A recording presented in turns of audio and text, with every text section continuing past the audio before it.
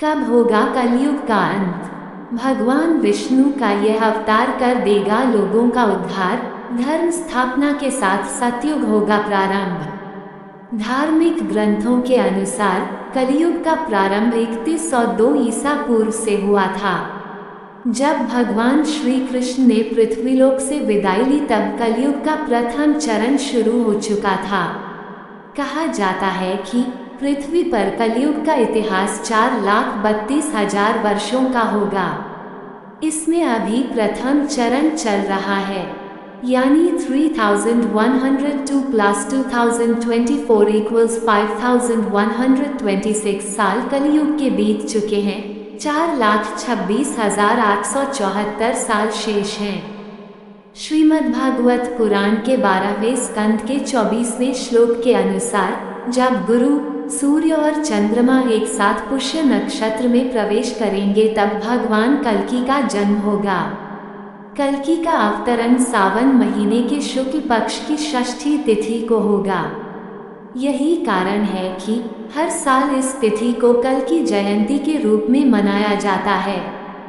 श्रीमद्भागवत पुराण में भगवान विष्णु के कल्कि अवतार के बारे में विस्तार पूर्वक बताया गया है।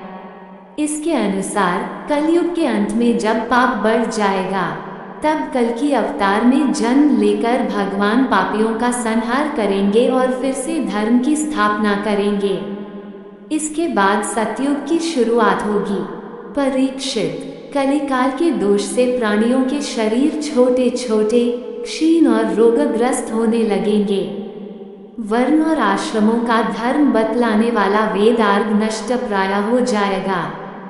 धर्म में पाखंड की प्रधानता हो जाएगी। राजे महाराजे डाकू लुटेरों के समान हो जाएंगे।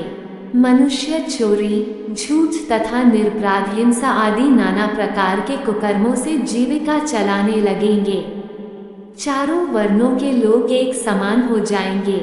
गौएं बकरियों की तरह छोटी छोटी और कम दूध देने वाली हो जाएंगी। वानप्रस्थी और सन्यासी आदि विरक्त आश्रम वाले भी घर गृहस्थी जुटाकर गृहस्थों का सा व्यापार करने लगेंगे। जिनसे विवाहित संबंध है उन्हीं को अपना संबंधी माना जाएगा। धान, जौ, गेहूं आदि धान्यों के पौधे छोटे छोटे होने लगेंगे।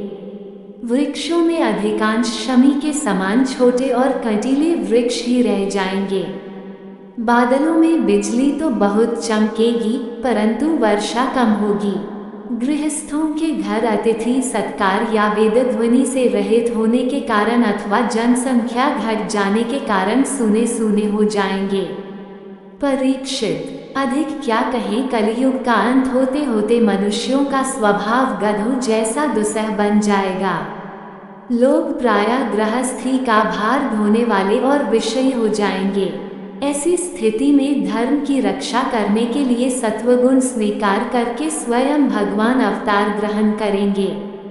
प्रिय परीक्षित, सर्वव्यापक भगवान विष्णु सर्वशक्तिमान हैं।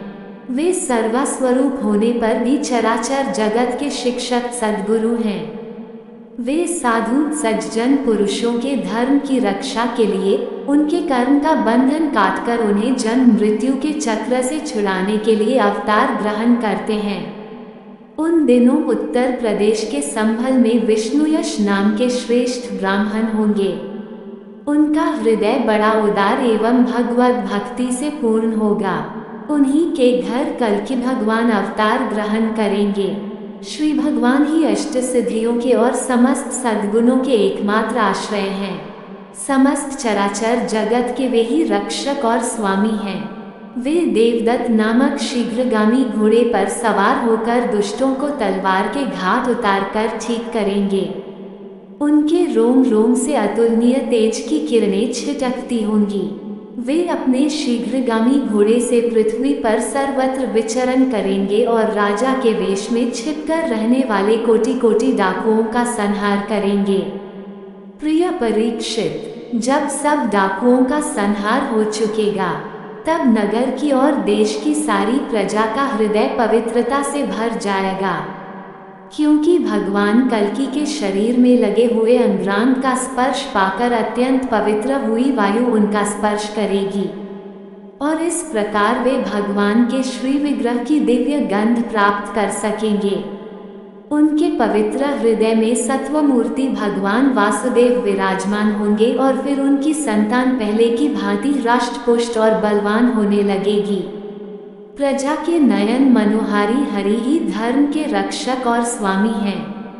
वे ही भगवान जब कल्कि के रूप में अवतार ग्रहण करेंगे उसी समय सत्ययुग का प्रारंभ हो जाएगा और प्रजा की संतान परंपरा स्वयं ही सत्व गुण से युक्त हो जाएगी। जिस समय चंद्रमा, सूर्य और बृहस्पति एक ही समय एक ही साथ पुष्य नक्षत्र के प्रथम पल में प्रवेश करके एक राशि पर आते हैं, उसी समय सत्ययुग का प्रारंभ होता है। अग्नि पुराण में भगवान कल्कि अवतार के स्वरूप का विशेष चित्रण किया गया है। इसमें भगवान तीर कमान के साथ घुड़सवार करते हुए नजर आते हैं। कल्कि अवतार के बारे में कहा जाता है कि भगवान का ये स्वरूप 64 कलाओं से परिपूर्ण होगा। भगवान सफेद रंग के घोड़े पर सवार होंगे जिसका नाम देवदत्त होगा। कब होगा कलयुग का अंत? भगवान विष्णु का यह अवतार कर देगा लोगों का उद्धार। क्या ये अवतार हो चुका है? इसके विपरीत कुछ अन्य पुराण और बौद्ध काल के कवियों की कविता और गद्य में ऐसा उल्लेख व गुणगान मिलता है कि कल्कि अवतार हो चुका है। वायु पुराण अध्याय 98 के अनुसार कल्कि अवतार कलयुग के चरमोत्कर्ष पर जन्म ले चुका है। इसमें विष्णु की प्रशंसा करते हुए दत्तात्रेय, व्यास कल्कि विष्णु के अवतार कहे गए हैं, किंतु बुद्ध का उल्लेख नहीं हुआ है।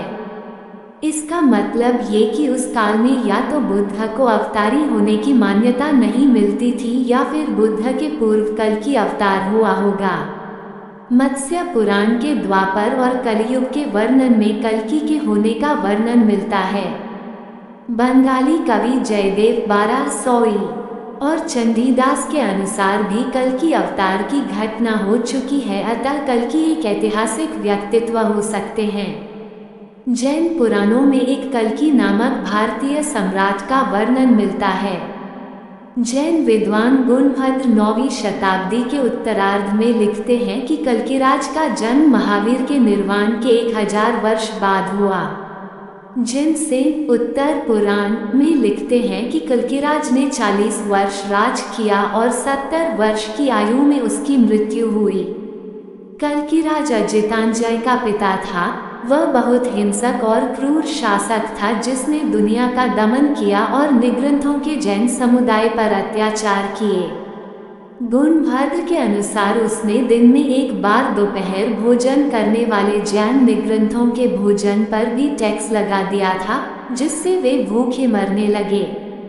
तब निग्रंथों को कल्कि की क्रूर यातनाओं से बचाने के लिए एक दैत्य का अवतरण हुआ जिसने वज्र बिजली के प्रहार से उसे मार दिया और अनगिनत युगों तक असहनीय दर्द और यातनाएं झेलने के लिए रत्नप्रभा नामक नरक में भेज दिया।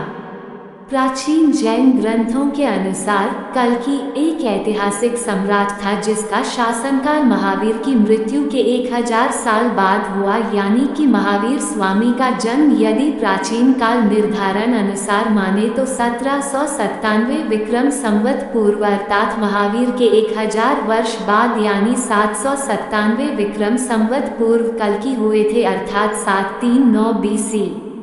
अब यदि हम अंग्रेजों द्वारा लिखे इतिहास का काल निर्धारण माने तो महावीर स्वामी का जन्म 599 BC हुआ था। इसका मतलब महावीर के 1000 वर्ष बाद कल्कि हुए थे, यानी कि तब भारत में गुप्त वंश का काल था। मौर्य और गुप्त काल को भारत का स्वर्ण काल माना जाता है। गुप्त काल के बाद ही भारत में बौद्ध और जैन धर्म का पतन होना शुरू हो गया था। आधे भारत पर राज्य करने वाले बौद्ध और जैनों का शासन आखिर हर्षवर्धन के काल तक समाप्त होकर शून्य क्यों हो गया? तब क्या हम यह माने कि गुप्त वंश के पतन के बाद ही कल्कि का अवतार हुआ जिसने शक, कुषाण आदि को ही नहीं मार भगाया बल्कि जिसने बौद्ध और जैनों के प्रभुत्व को भी समाप्त कर दिया। यदि हम प्राचीन तारीख निर्धारण के अनुसार कल्कि का जन्म 739 बीसी मानते हैं तो इसका मतलब कि जैन तीर्थंकर पार्श्वनाथ 877-8777 ईसा पूर्व के बाद कल्कि का जन्म हुआ होगा। पार्श्वनाथ के काल में जैन धर्म अपने चरमोत्कर्ष पर था और निश्चित ही तब हिंदुओं के लिए जैन धर्म एक खतरा जान पड़ा होगा। अंततः ये कहा अभी भी सही नहीं होगा कि कल्कि अवतार हो चुका है या नहीं हुआ है। ये कहना भी उचित नहीं होगा कि होने वाले अवतार की अभी से ही पूजा की जाए और उनके मंदिर या व्यक्तित्व के आसपास धर्म का एक नया व्यापार या पाखंड खड़ा किया जाए, क्योंकि यह कहना सही नहीं है कि यह एक पाखंड है या नहीं। जो लोग वेद को पढ़ते और समझते हैं वही उचित समझते हैं।